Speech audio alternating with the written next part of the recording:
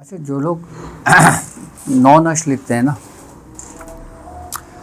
नौ की एक अपनी एक अजीब तासीर है। इल्मुल अदद के अंदर कहते हैं कि नौ का जो हिंसा है वो समझ लें कि बेताज बादशाह है। अपनी क़ुव्वत के अंदर सबसे बड़ा जो हिंसा है ना वो नौ का है, और ये अपने अंदर वो ख़ासियत रखता है कि ये किसी भी चीज़, किसी भी पढ़ाई और किसी भी मामलात को अपने अंदर सल्ब करने की क़ुव्वत रखता है, जो नौ का हिंसा है। अगर हम नौ आदत अगर लिख रहे हैं ना पढ़ाई के साथ, इसी तरतीब के साथ, तो उसके अंदर जो ना हम उसकी रूहानियत को अपने अंदर सल्ब कर रहे हैं। अब जब हम किसी चीज़ से रूहानियत को सल्ब करेंगे और जिस जगह बैठ के लिखेंगे, उसके इर्द गिर्द जो जिन्नात होते हैं ना, फिर वो इंसान को तंग व परेशान करने लगते हैं। उसकी वजह से हमारे जिस्म के अंदर हरारत और हिद्दत पैदा होती है, क्योंकि नौ का जो हिंसा है ना वो समझ लें कि अपने आप में यकता है, जिससे एक है, यानी कि इब्तिदा एक से है और इंतहा नौ पे है। यानी कि इब्तिदा और इंतहा दोनों इंतहाई क़ुव्वत के मालिक हैं। और पाँच का जो हिंसा है ना वो इन चार को इधर को बैलेंस रखे हुए, चार के इधर को बैलेंस रखे हुए है वो। अब अगर हम कोई तादाद कोई पढ़ते हैं या कोई इस्म पढ़ते हैं, अगर उसके नाम के अदद के अंदर 9 बनता है तो वो उसके मौफिक आता है। अब जैसे मिसाल के तौर पे मेरा नाम वाजिद है, अगर मैं अपने नाम के अदद निकालता हूँ तो मेरे नाम के अदद बनते हैं 14, और 14 को अगर मैं एक हिस्से में लेकर आता हूँ तो ये अदद बनते हैं 5। यानी कि 5 की जो ख़ासियत है वो एतदाल की है। वो शर और खैर इन दोनों क़ुव्वतों को अपने एतदाल से लेके चलता है। 5 का जो हिस्सा है, यानी कि ताक और जुफ्त, यानी कि ताक को और जुफ्त को अपने साथ बैलेंस में लेके चलेगा उसको। अच्छा, अब 9 मरतबा अगर हम जैसे वो नक्श लिखते हैं तो इसकी तासीर बिल्कुल अलग होगी, और जो लोग 45 नक्श लिख रहे हैं उसकी तासीर उसके साथ ही होगी, क्योंकि उसका भी अदद कितना बन रहा है 9। दोनों की तासीर एक ही होगी। लेकिन अगर कोई शख्स इस नक्श को 10 लिख लेता है या 12 लिख लेता है या 14 लिख लेता है, उसको कोई फ़ायदा नहीं होगा उसका, क्योंकि ये तरतीब है। अब जो लोग आसानी के साथ जो 9 लिख लेते हैं वो 9 लिख लें, जो 45 लिखना चाहें वो 45 लिख लेते हैं। अब हम तस्बीह पढ़ते हैं, तस्बीह के अंदर कितने दाने होते हैं? 100 दाने होते हैं। उसकी क्या वजह है? जबकि अगर हम दूसरे मज़ाहिब का स्टडी करते हैं, मुताला करते हैं, हर मज़ाहिब के अंदर अलग अलग दाने होते हैं। किसी में 100 दाने होते हैं, कोई 101 दाने की तस्बीह रखता है, कोई एक हिंदुओं के अंदर 108 दानों की माला होती है। हिंदुओं के अंदर 108 दानों की माला होती है, और 108 दानों की माला हिंदू बड़ा इसको अपना मौतबर समझते हैं, 108 दाने की माला को। क्यों? उसकी क्या वजह थी? 9 का हिंसा। क्योंकि 9 का जो हिंसा है ना वो बादशाह है, बेताज बादशाह, अपनी ताकत, अपनी क़ुव्वत, अपनी उसका। अच्छा, हिंदू इसलिए 108 दाने की माला रखते हैं कि अगर सिम कैलकुलेशन करेंगे तो 9 का हिंसा बनेगा। अच्छा, अब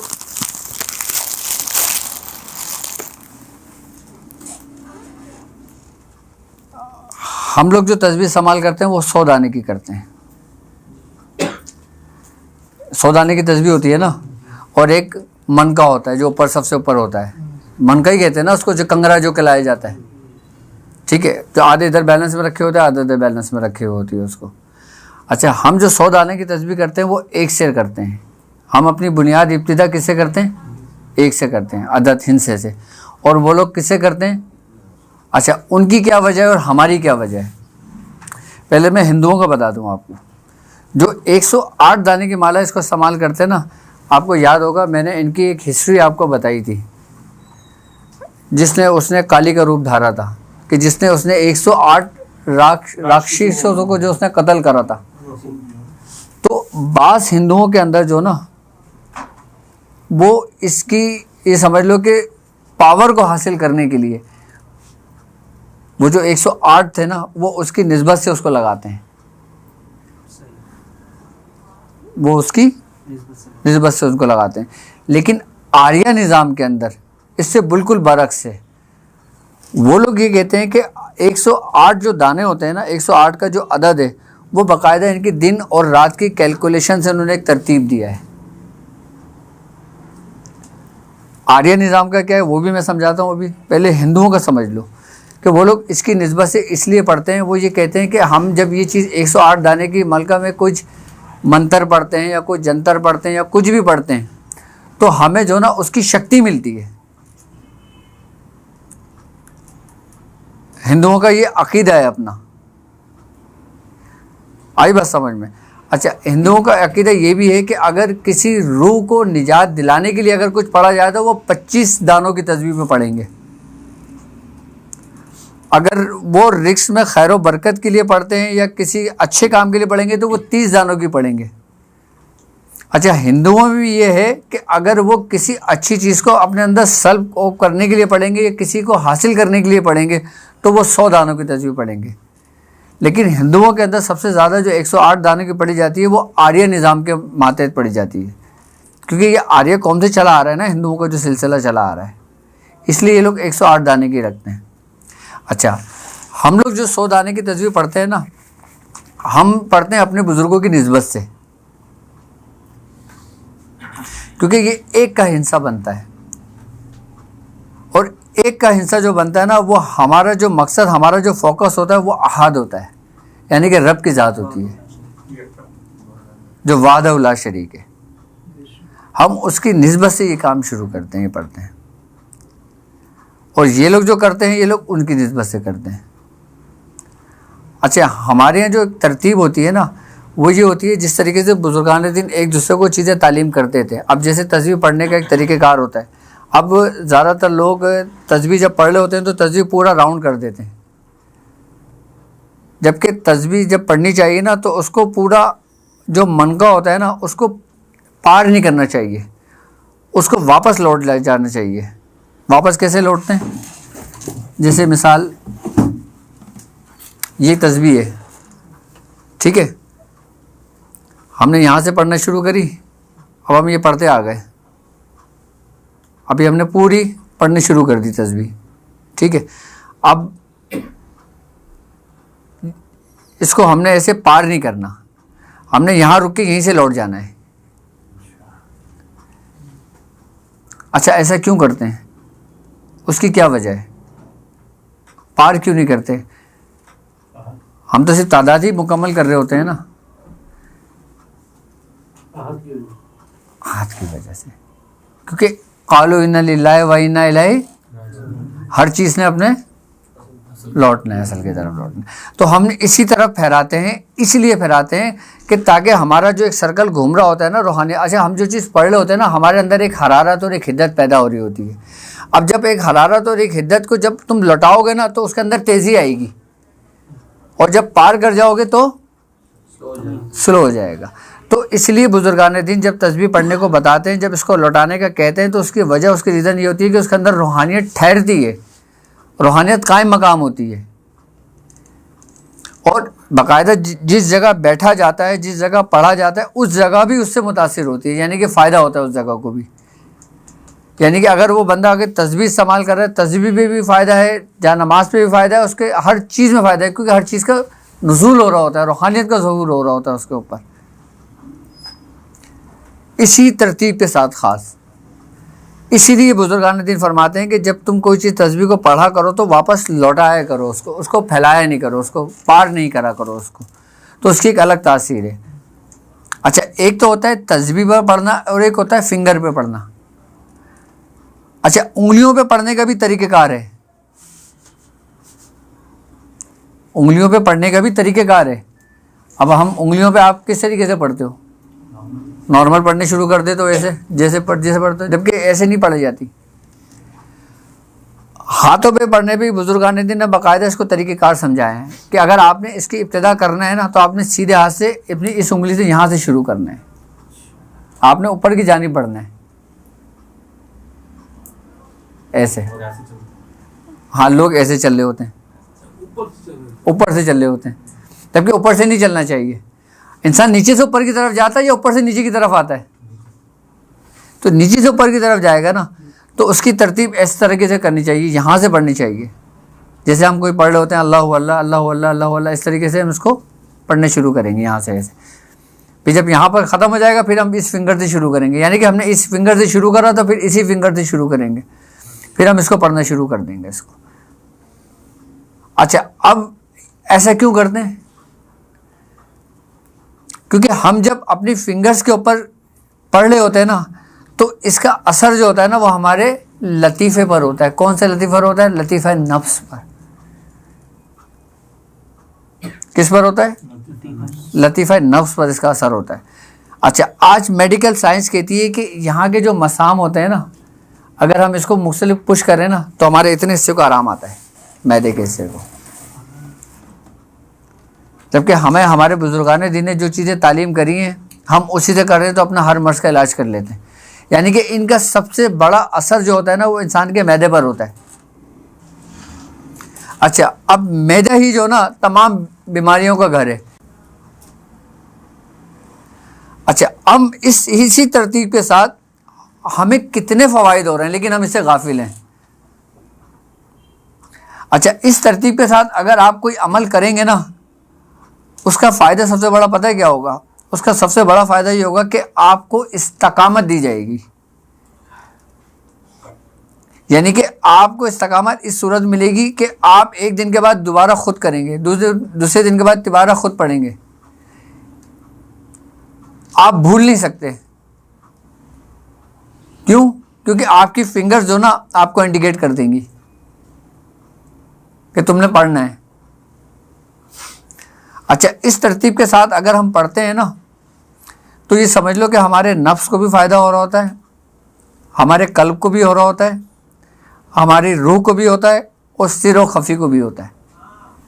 क्योंकि हर चीज़ अपने असल नीचे से ऊपर की जानिब बढ़ती है। ये हमारी कैलकुलेशन, हमारी जो पढ़ाई की फिंगर का तरीक़ेकार होता है ना, ये उसकी वजह से होता है सारा।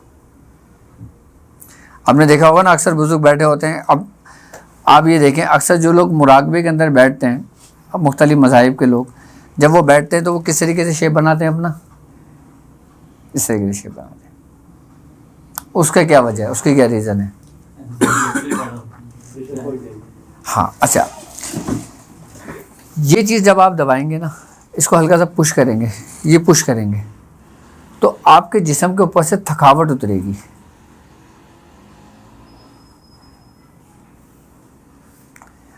आपके जिस्म में एक सुकून सा पैदा होगा।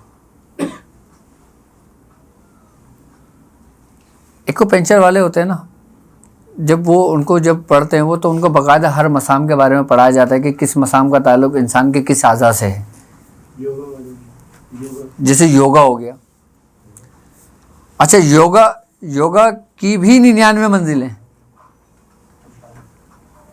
उसके भी 99 असबाक हैं। इसका जो सोवा है ना, वो समझ लें कि खफ़ीउल अख़फ़ा जिसे कहते हैं ना, वो हिंदुओं में उसको कहते हैं कि क्या नाम था उसका, शर्मदातार। ये इनका आखिरी होता है, शर्मदातार जो होता है। इस तरीके से अगर हम बैठते हैं, पढ़ते हैं, कुछ करते हैं, तो सबसे पहले हमारे जिस्म को सुकून मिलता है, आराम मिलता है हमारे जिस्म को।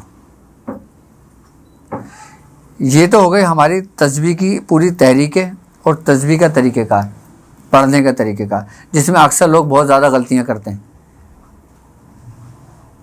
अच्छा, हम लोग तस्बीह ज़्यादातर पता है क्यों इस्तेमाल करते हैं? कि हमने तादाद को पूरा करना होता है, इसीलिए इस्तेमाल करते हैं ना। लेकिन जो तस्बीह की रूहानियत है, मुझसे गाफिल होते हैं। तस्बीह की भी अपनी रूहानियत है। अच्छा, अकीक के दानों की आप अगर तस्बीह फेरेंगे ना, अकीक के दाने अगर आप तस्बीह बना के रखते हैं तो उससे रूहानियत में बहुत तेज़ी से तरक्की होती है।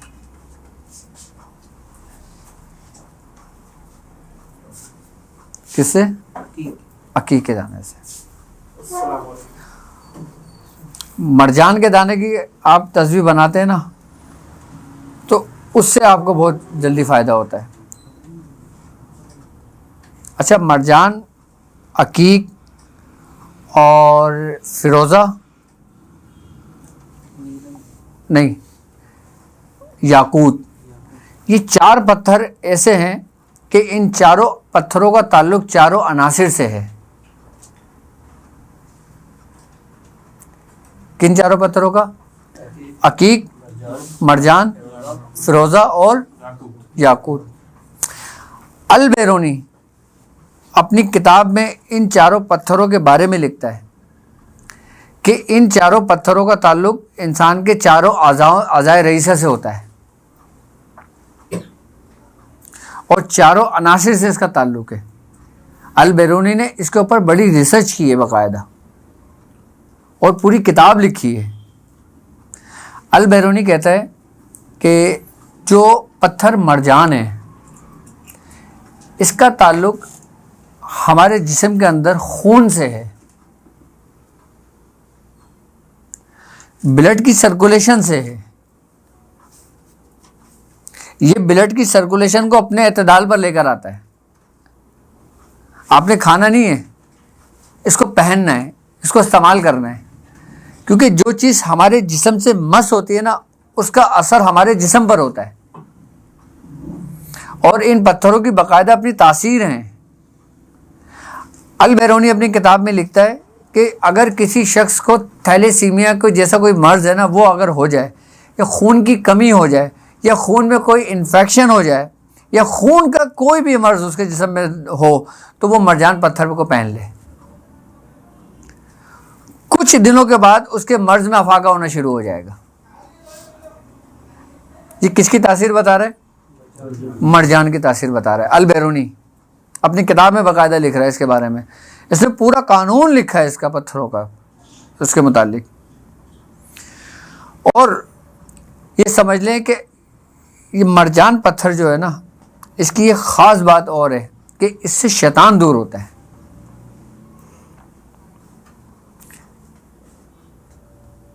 हाँ, शैतान इससे भागता है। उसकी क्या वजह है? उसकी वजह यह है कि नबी करीम सल्लल्लाहु अलैहि वसल्लम की हदीस है, आपने फरमाया कि शैतान तुम्हारे जिस्म के अंदर खून की तरह गर्दिश करता है, खून में गर्दिश करता है। अल बैरूनी की जो रिसर्च थी उसने इसी हदीस को मद्देनज़र रखते हुए ही उसने पत्थरों पे रिसर्च करी थी। तो उसने मरजान के बारे में बाकायदा इस चीज़ को लिखा था कि जितनी भी शयातीन चीज़ होती हैं, शयातीनी जिन्नात होते हैं ना, वो मरजान पत्थर से दूर रहते हैं। अगर किसी के ऊपर कोई जादू हो, या किसी के ऊपर कोई आसेब आया हो, या किसी के ऊपर किसी ने कोई हमला किया हो, कोई शयातीन हो, तो उसका मरजान पत्थर पे ना दें, तो वो चीज़ उसके पास से हट जाएगी, उसका जिस्म छोड़ देगी। ये मरजान की तासीर है। लेकिन मरजान भी ओरिजिनल होना चाहिए, और यहाँ तो हर चीज़ को मरजानी करके बेच रहे होते हैं। इन पत्थरों की बड़ी अहमियतें हैं। मरजान के बारे में उसने इतना बताया है अल बैरूनी ने कि बाकायदा जिस जगह पे अगर मरजान पत्थर घर के चारों कोनों में रख दिए जाए तो जिन्नात उस घर में दाखिल नहीं होते, शयातीन पढ़े बगैर। एक तो हम लोग पढ़ के चीज़ें लगा रहे होते हैं, वो पढ़े बगैर बोल रही है बात कि मरजान के पत्थर लेके आप उसको अपने घरों के अंदर रख लें तो ये चीज़ें घर के अंदर से दूर हो जाती हैं। ये मरजान की तासीर है ये। अच्छा, मरजान के बारे में लोगों ने सिर्फ ये तो बताया कि यार आपका नाम ये, अच्छा आप इस वक्त पैदा हुए, आप मरजान पहन लो, बस। क्यों पहन लो? क्या फ़ायदा होगा? उसकी तासीर क्या है? हमारे जिस्म पे किस आज़ा पे उसका असर होगा?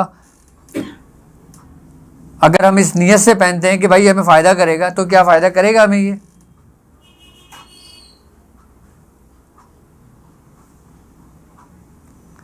तो मरजान का जो सबसे ज़्यादा असर होता है वो इंसान के किसके ऊपर होता है?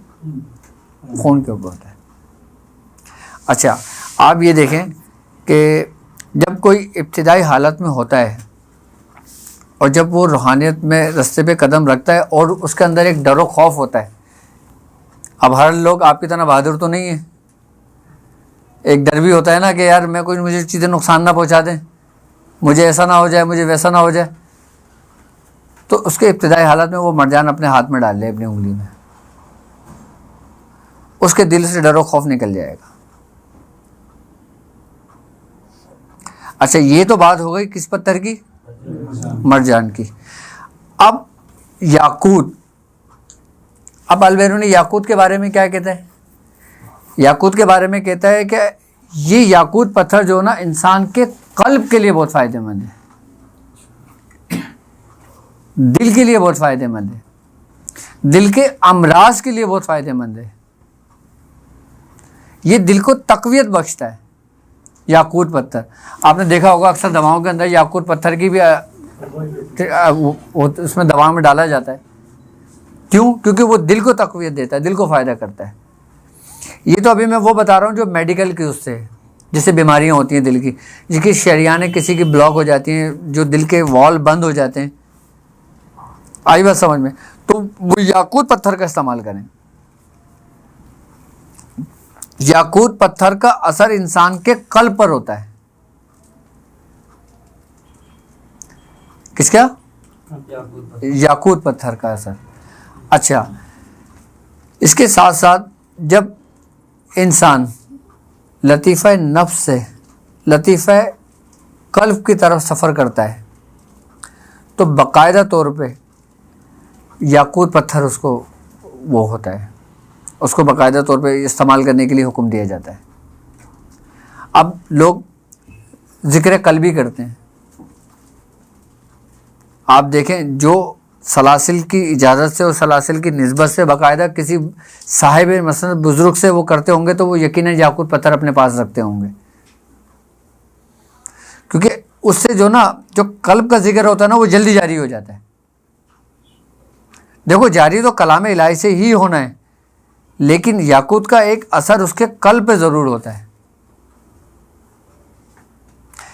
नबी करीम सल्लल्लाहु अलैहि वसल्लम की हदीस है ना, आपने फरमाया कि जब इंसान कोई गुनाह करता है तो उसके दिल पे एक नुक्ता लग जाता है, फिर वो नुक्ता बढ़ता चला जाता है अगर वो चीज़ उससे तौबा नहीं करता या उस हिस्से को नहीं तर्क करता।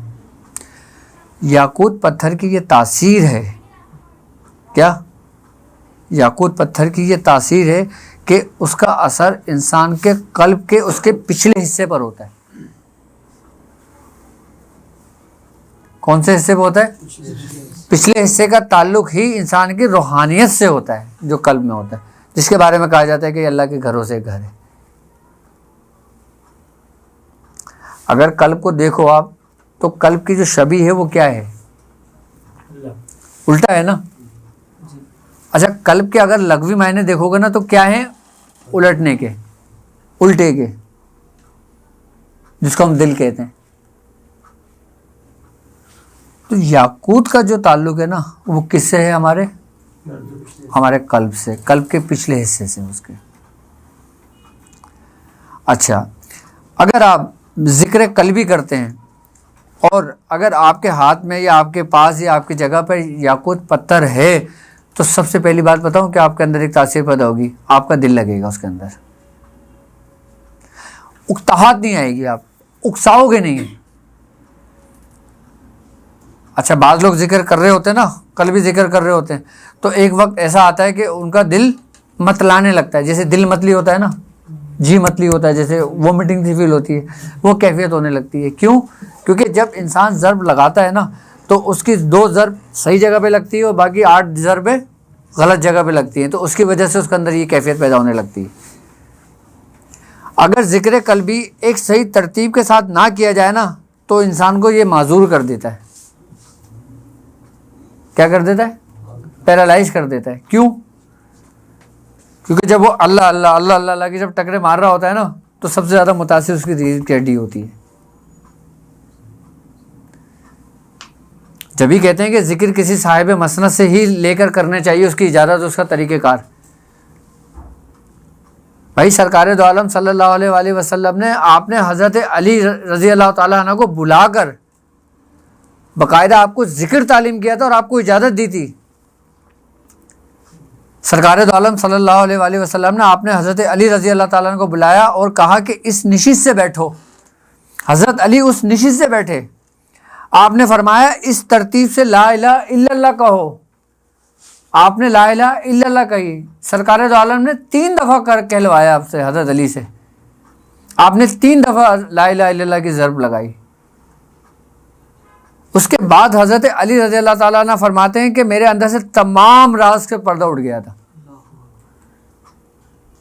क्यों? आपने ख़ास तरीके से बिठाला था जिक्र में आपको। क्यों आपको इजाज़त दी थी? जिक्र जब दिया जाता है ना, तो बाकायदा तौर पे पूरी निशिस्त का एहतमाम किया जाता है कि बताया जाता है कि आपने दोनों जानों होकर बैठना है, या चारों जानों होकर बैठना है, या आलती पालती मार के बैठना है, या गुड़ू बैठना है, या खड़े होकर करना है। कैसे करना है आपने जिक्र?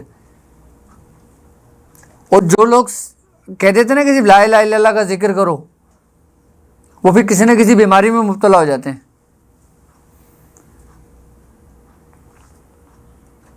मैं आपको सही बता रहा हूँ तरीक़ेकार जो है। अगर आप तरीक़ेकार से हट के अगर आप जिक्र करते हो तो वो आपको नुकसान देगा। लेकिन अगर आप वही जिक्र उसी तरतीब और उसी तरीके से करते हो जो बुज़ुर्गों का है, तो आप 1 हफ्ता नहीं करोगे, आप बोलोगे यार मैं किस दुनिया में आ गया। एक जिक्र आप अपनी मर्जी से करते हो और एक जिक्र आप किसी बुजुर्ग से इजाज़त लेकर करो, आपको पता चलेगा कि जिक्र कल्बी किसे कहते हैं। जबकि जिक्रों के अंदर सबसे अफजल जिक्र कौन सा है? ला इलाहा इल्लल्लाह ही है ना। आप चलते फिरते पढ़ो, आपको कोई नुकसान नहीं होगा। आप लातादाद पढ़ो, आपको कोई नुकसान नहीं होगा। लेकिन आप एक ज़रब लगा के पढ़ोगे उसको, और अगर आप उसको तरतीब नहीं मालूम, तो आपको नुकसान होगा। एक तो खाली ज़ुबान से पढ़ना होता है, आप ज़ुबान जितनी पढ़ ले कोई नुकसान नहीं होगा। लेकिन जब ज़ुबान के साथ आपके आज़ा उसमें शामिल हो जाते हैं, तो असर किस पे होगा? तो ये है किस पत्थर का तासीर? याकूत की।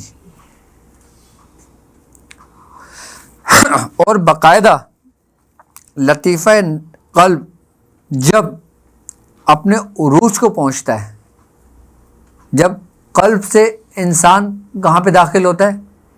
रूह पर। वो पत्थर जो उसके पास होता है वो 2 हिस्सों में मुनक़सिम हो जाता है।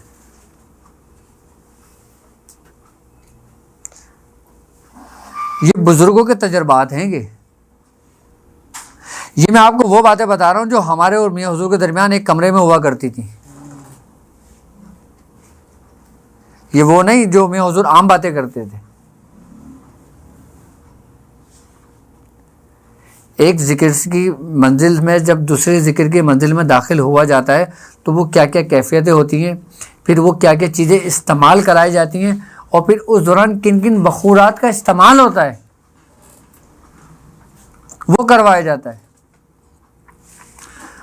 अक्सर व बेशतर हर किताबों में, हर जगहों पे, हर उसमें ये चीज़ देखोगे कि भाई लतीफ़ा नफ्स है, कल्ब, रूह, सिर खफ़ी और अख़फ़ा, बस ये है क्या?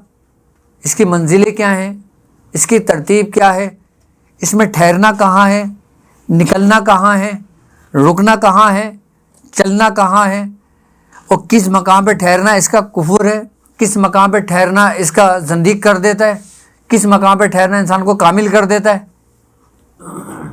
ये मंजिलों के बारे में कौन बताता है? कहीं पढ़ा इन मंजिलों का?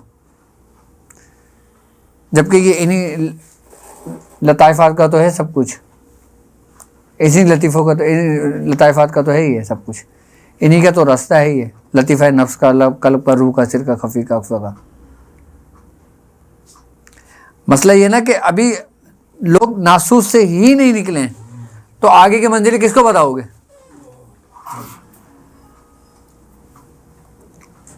भाई नासूस से निकलोगे तो आगे की मंजिलें बताई जाएंगी ना, और नासूस के लोगों को आगे की मंजिलें बता दो, कोई फायदा नहीं है उसके लिए।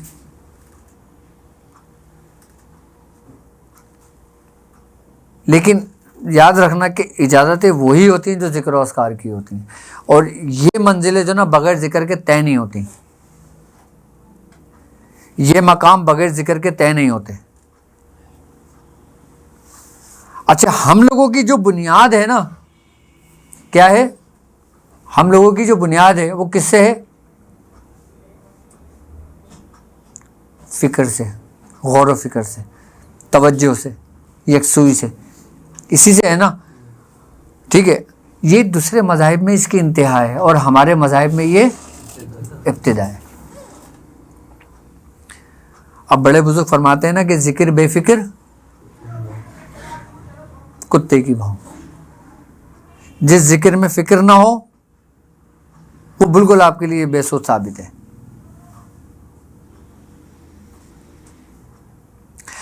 अब हमने जिक्र भी करना है, लेकिन अभी वक्त नहीं है।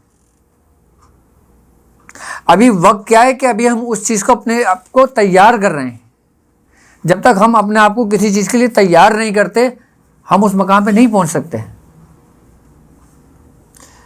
मैंने कहा ना कि हम हर काम करेंगे एक तरतीबवार करेंगे। मैं आपको एक ख़ास तरतीब से लेके चल रहा हूँ, मैं अपनी मर्ज़ी से नहीं लेके चल रहा, मैं अपनी मर्ज़ी से नहीं कर रहा, वरना सारे काम तो भरे पड़े हुए हैं, आप कर लो जिसने जो करना है। हमने कहाँ से शुरू करे थे? डॉट की प्रैक्टिस से, यकसुई से, तवज्जो से, उसके बाद आगे आगे बढ़ते चले गए।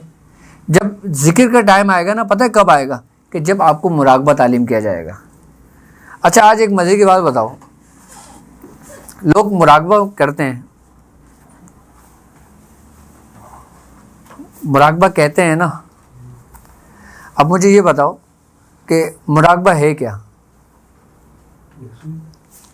यकसुई, ठीक है, लेकिन मुराकबा हर शख्स को अलग अलग तालीम किया जाता है। अब ये जहन में सवाल पैदा होगा कि कैसे?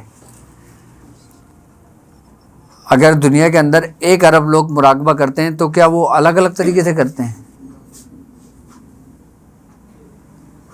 बिल्कुल, हर शख्स को अलग मुराकबा तालीम किया जाता है,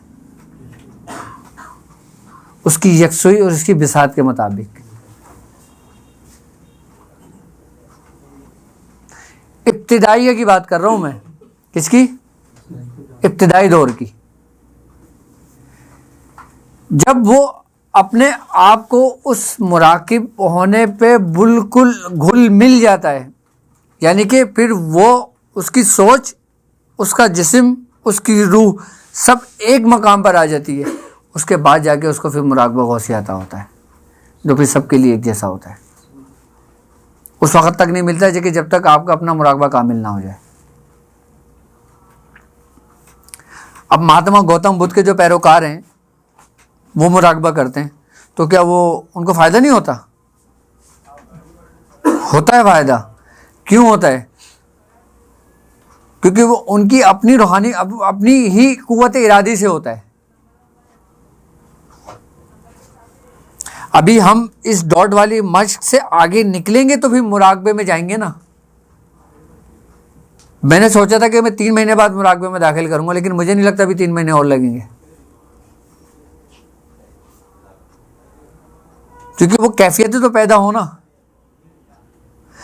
अब जब आप अपने मुराकबे के अंदर कामिल हो जाओगे ना, फिर आपको अगर कोई चीज़ तालीम की जाएगी ना, जिक्र, फिर आपका 1 दिन का जिक्र करना और किसी आम बंदे का 1 साल जिक्र करना बराबर होगा।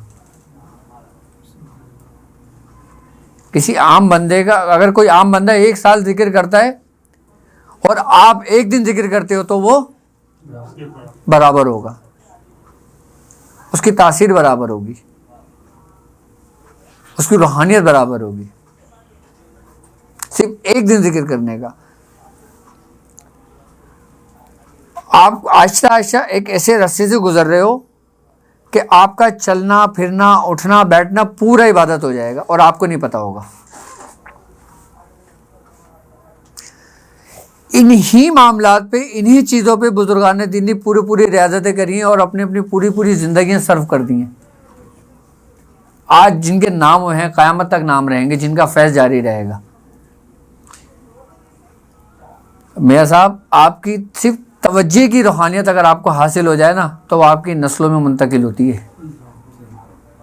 आज आप देख लें, जितने भी औलिया कराम को देख लें, उनकी औलादों में वो चीज़ें मुंतकिल हुई हैं। हज़रत बाबा फरीद मसूद गंज शकर रहमतुल्लाह अलैह को देख लें,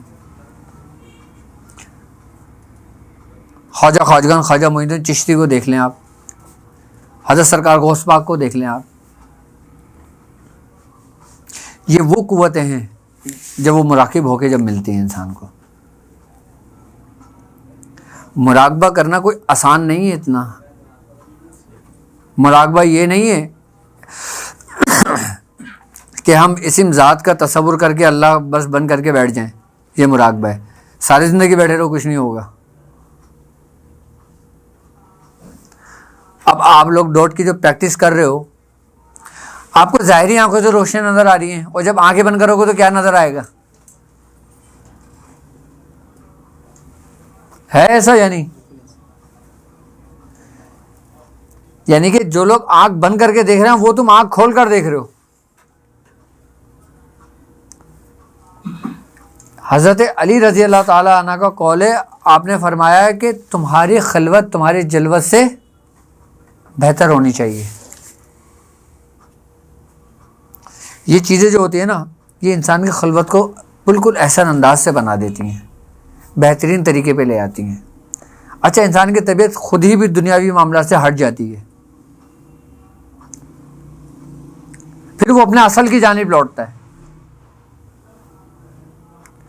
ये किसका असर है, किसकी तासीर है? सब आपकी तरबियत का, आपकी तवज्जो का, आपकी मेहनत का, और उस तरीक़ेकार का जो हमारे सलासिल के बुज़ुर्गों ने बाकायदा सीना बसीना तालीम किया है।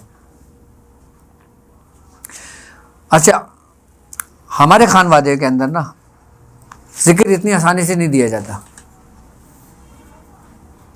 हाँ, मियाँ हुज़ूर ज़िक्र तालीम नहीं करते थे और ना अब करते हैं। मियाँ हुज़ूर फरमाएंगे कि आप सूरह मुज़म्मिल पढ़ लें, सूरह कुरैश पढ़ लें, सूरह यासीन पढ़ लें।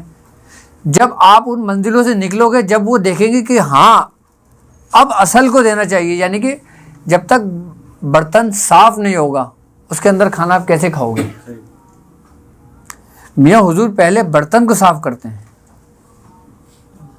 बर्तन क्या है? उसका बातिन, उसका कल्ब।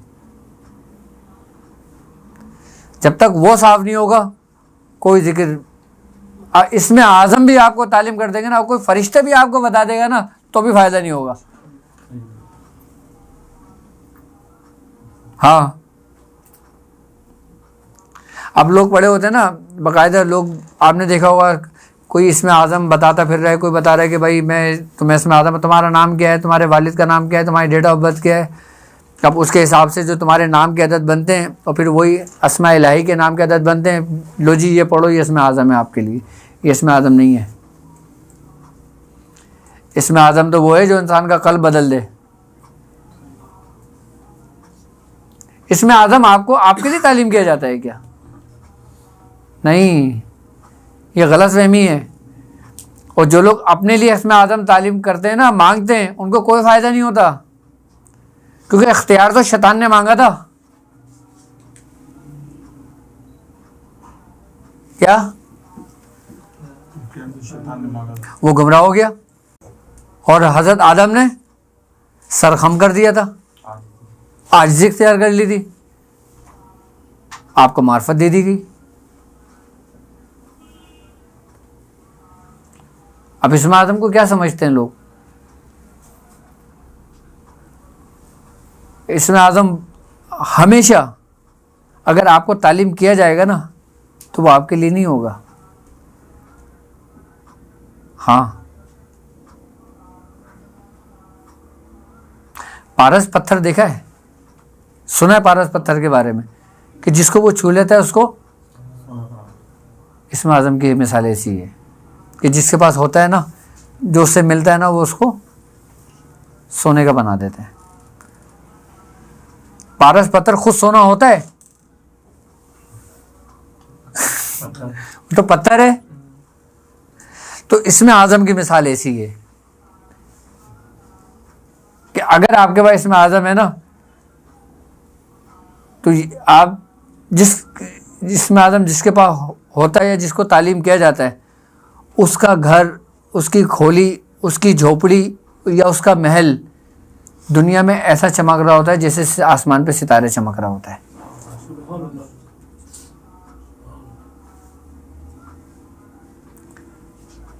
और इसमें आज़म कोई ये फेसबुक के ऊपर निकलता नहीं है, कोई यूट्यूब पर नहीं निकलता कि ये आपकी आदत है तो आपका ये इसमें आज़म है, आप ये पढ़ो तो आपको ये फ़ायदा होगा।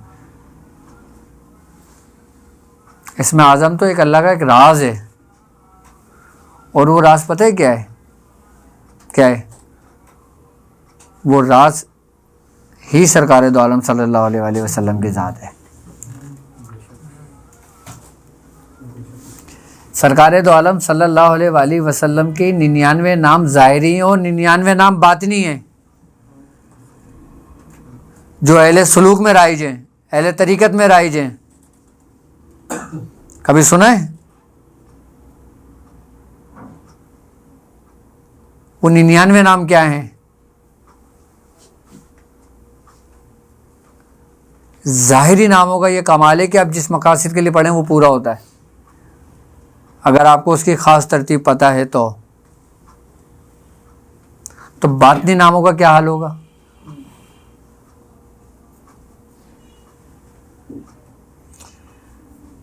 भाई आप रहमत लिल आलमीन हैं, यही इसमें आज़म है। और इसमें आज़म यहीं से तालीम होता है।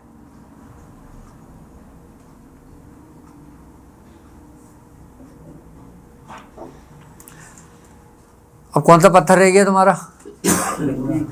है फिरोज़ा पत्थर।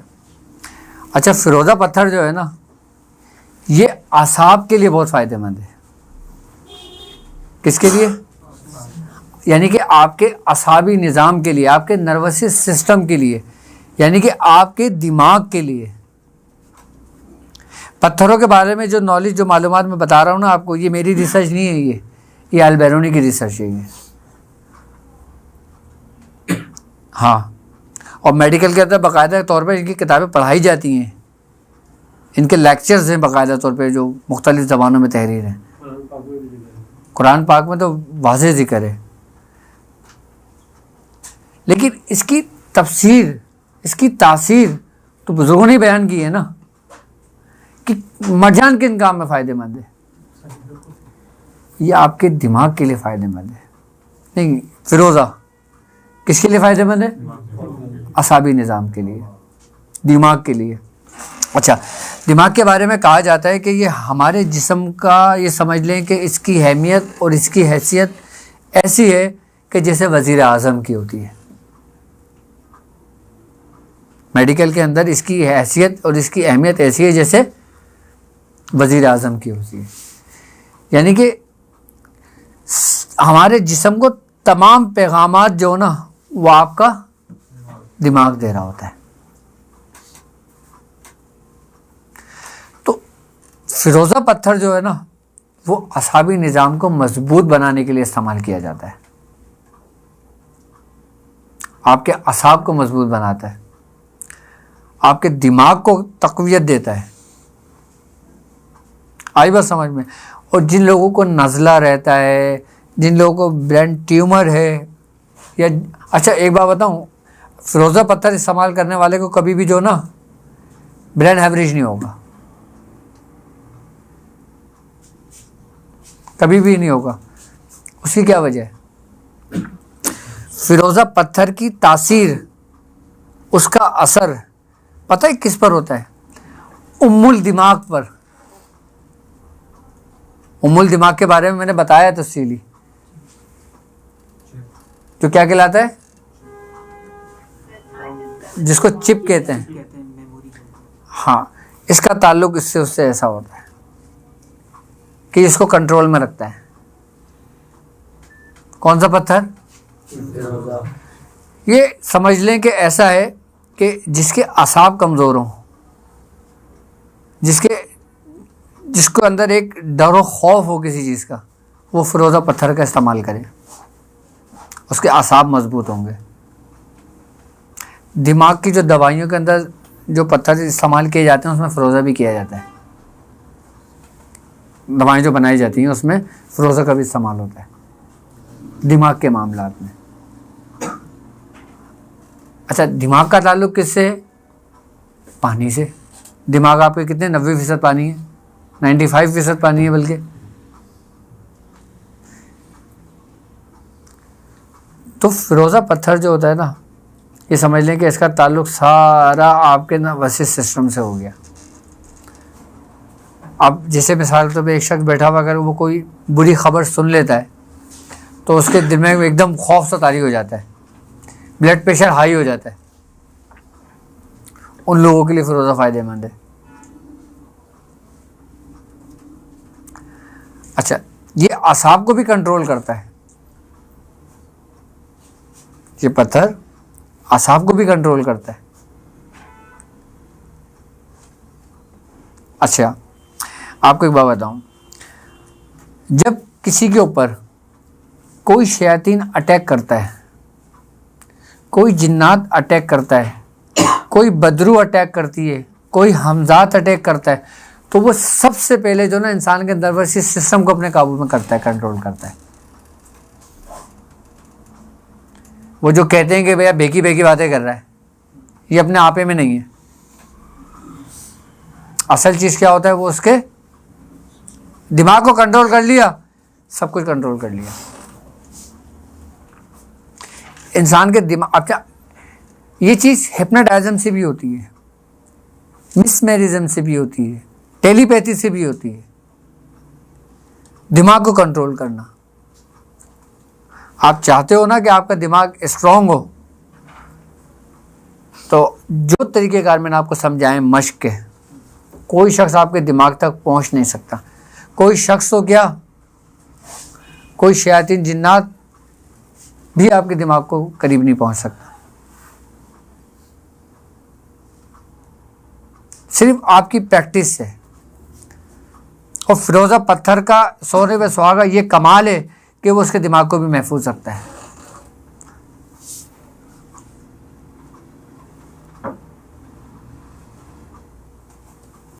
महफूज रखता है। अच्छा एक बात बताएं, पत्थर के अंदर, पत्थर जानदार है या बेजान है?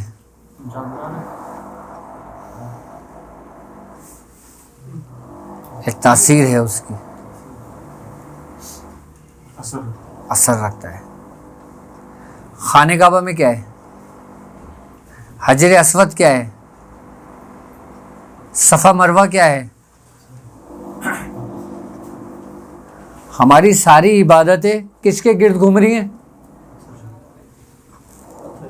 पत्थरों के गिर्द घूम रही हैं। क्यों? क्योंकि यही हमारे रब का हुक्म है।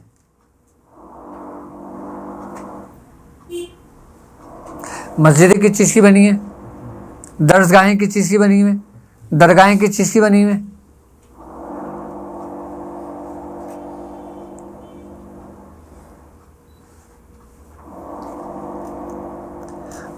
अब सूरह कुरैश में आ जाओ। आप इसी में सूरह कुरैश की 4 ही आयतें हैं और इन्हीं चारों पत्थरों से बड़ा गहरा ताल्लुक है।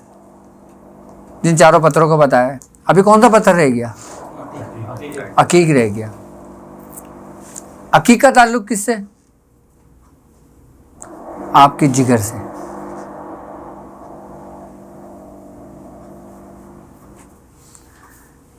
फिरोज़ा, मरजान, अकीक और याकूत, ये चारों अनासिर आ गए। आग, हवा, मिट्टी और पानी। ये चारों सूरह कुरैश की 4 आयतें आ गई। चारों ही पत्थर आ गए। अब इंसान की जिंदगी, जिस पे इंसान जिंदा है, दिल, जिगर, दिमाग और ब्लड की सर्कुलेशन, अगर इनमें से एक भी चीज मुतासिर होती है, इंसान की मौत वाक़ई हो जाएगी। आज़ाए रईसा में से अंदर अगर कोई एक चीज भी मुतासिर होती है, खत्म हो जाती है, इंसान की मौत हो जाती है। इन तीनों में से एक चीज भी खत्म हुई, इंसान की मौत वाक़ई हो गई। ऐसा नहीं कि बस नहीं जी।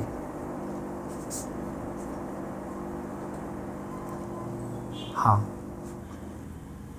ये मेडिकल से तो हमारे आज़ाए रईसा हैं ये, जिनके ऊपर हमारी ज़िंदगी, हमारी सेहत और हमारे वो चीज़ है। और अज़ाए अनासिर जो है, आग, हवा, मिट्टी, पानी, उसी के तासीर आपकी याकूत, अकीक, मरजान और फिरोज़ा आ गए। और सूरह कुरैश की 4 ही आयतें आ गई।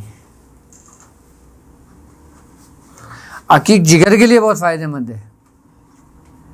जिसको पीलिया हो, हेपेटाइटिस A, B, C हो, आई बस समझ में, वो अकीक का इस्तेमाल करे। खाने के लिए नहीं, पहनने के लिए। और पत्थर ऐसे बना के पहने कि पत्थर ही आपके जिस्म पे मस हो रहा हो, अंगूठी नहीं। वरना अंगूठी इतनी मोटी होती है, पत्थर इतना सा होता है, वो चांदी चांदी हमारे जिस्म पे लग रही होती है, पत्थर का कोई असर ही नहीं होता।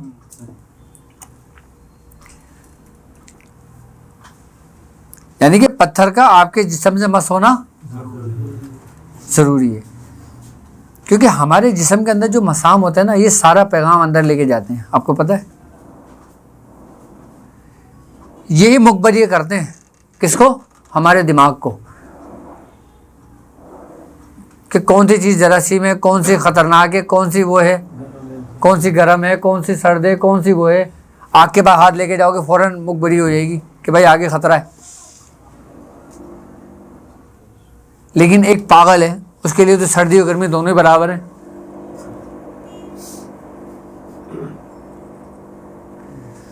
तो अकीक पत्थर जो ना, वो हमारे जिगर के लिए फ़ायदेमंद है ज़्यादा। वो उसको तक़वियत देता है, उसको फ़ायदा देती है वो। इन्हीं चीज़ों की अगर सही तरतीब हो ना, और आपको पता हो, अब तो पता लग गया, पता चल गया कि क्या क्या किस मामलात के लिए, तो बेहतरीन आपकी ज़िंदगी गुजर सकती है।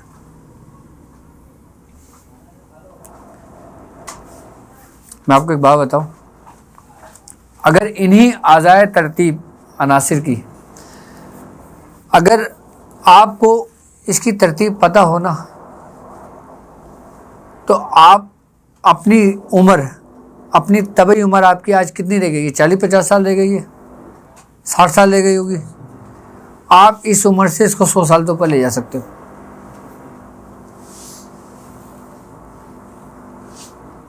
किसके जरिए? अनासिर की तरतीब के जरिए।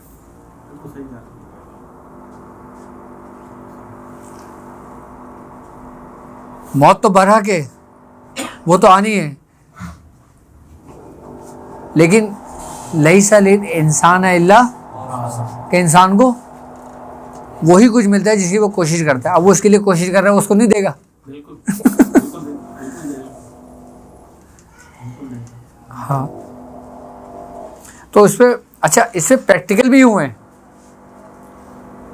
हाँ, एक वाकया है, कहते हैं शायद वो बुकरात का था या किसका था, मेरे जहन में नाम नहीं है, लेकिन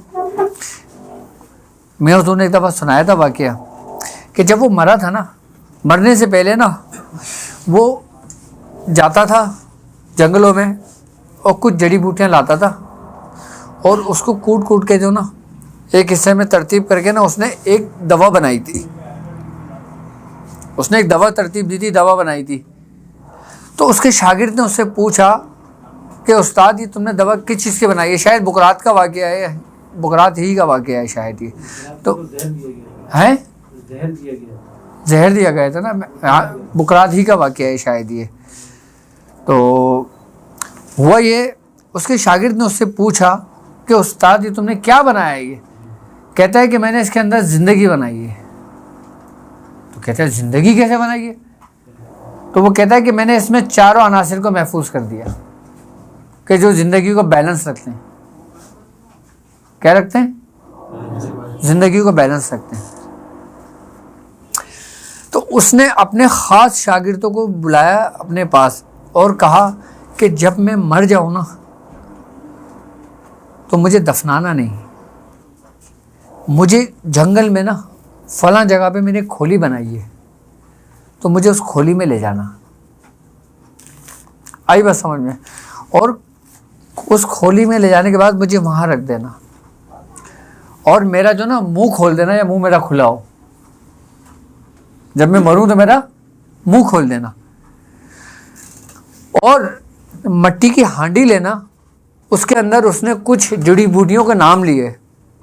उसने कहा कि इसका जोशांदा बनाना और इसका जोशांदा बनाने के बाद इसके अंदर ये दवा डाल देना और इसको मेरे मुंह से ऊपर टांग देना और इसमें एक हल्का सा सुराख कर देना कि कतरा कतरा टपकना शुरू कर दे मुंह में, कतरा कतरा टपकना शुरू कर दे और मेरे मुंह के ऊपर रखना कि इसका कतरा मेरे मुंह में जाने गिरने शुरू कर दे।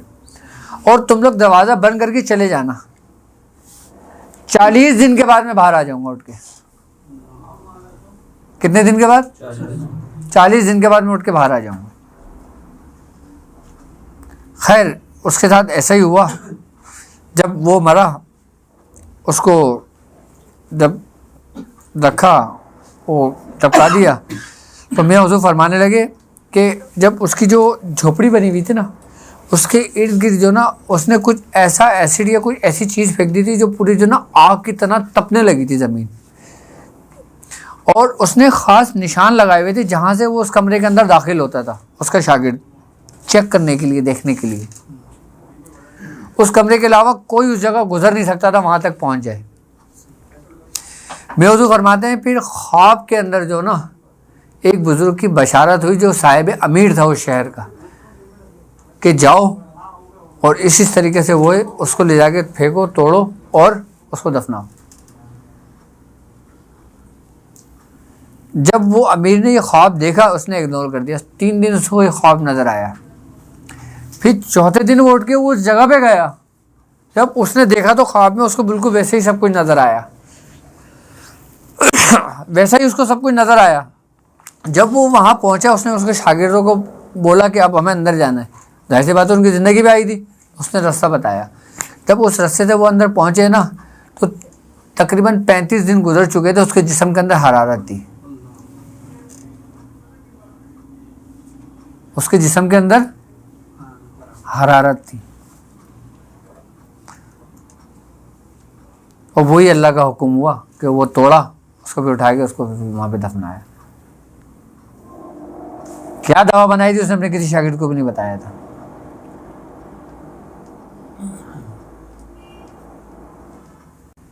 लेकिन कुछ बात तो थी ना, वो क्या था, ये राज उसी के साथ चला गया। आज मेडिकल साइंस, आज सारे आपके साइंसदान इस चीज़ पे रिसर्च कर रहे हैं कि यार कोई ऐसी दवा बनाएं कि जिससे उम्र इंसान की 100 साल तो ऊपर हो जाए। क्योंकि यहूदी काफिर मरना नहीं चाहता, वो मौत से डरता है। इनका जितना बजट है ना, इनके बजट का तकरीबन 25% हिस्सा या 15% हिस्सा सिर्फ इन्हीं रिसर्च के ऊपर जाता है कि यार कोई ऐसी दवा बना दे जिससे इंसान अमर हो जाए, या अमर ना भी हो तो कम से कम 200-300 साल की जिंदगी का हो। ये इल्म भी है, लेकिन इसके वारिस कौन है? औलिया इकराम, औलिया अल्लाह। तो ये बात है।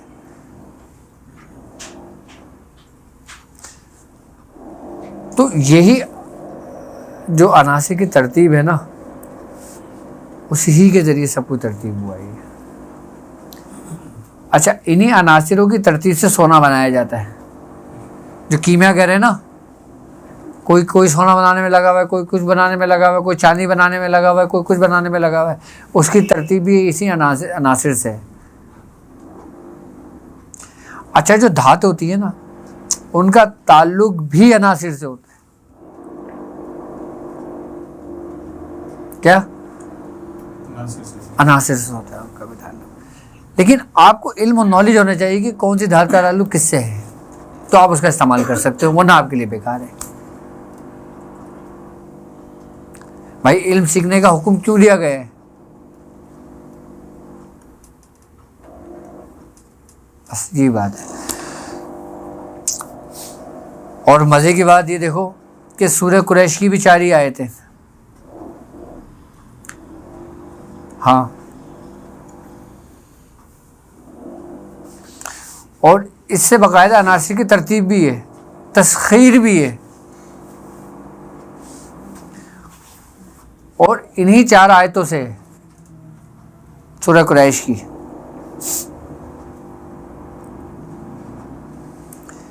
यानी कि सूरह कुरैश पढ़ने वाला शख्स वो ऐसा हो जाता है कि वो जो बोलता है ना, वो रद्द नहीं होता रब की बारगाह में।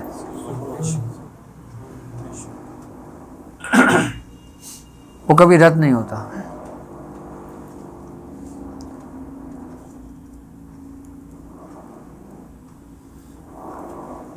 और इसकी जो 1111 की जो ज़कात है, ये भी 4 अनासिर ही की ज़कात है।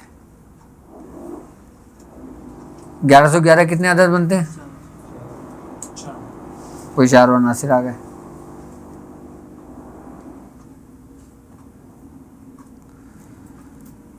तो बस भाई बात यह है कि बस अल्लाह तबारक ताला हमें अपने बुज़ुर्गों के रास्ते पे रखे, और अल्लाह तबारक ताला हमें इसके फ़यज़ात और इसकी बरकतें हमें अता फ़रमाए। और अल्लाह तबारक ताला इन चंद लोगों को अपनी बारगाह में कबूल फ़रमाए, उन लोगों से जिन चंद लोगों से अल्लाह राज़ी हुआ। बस चले।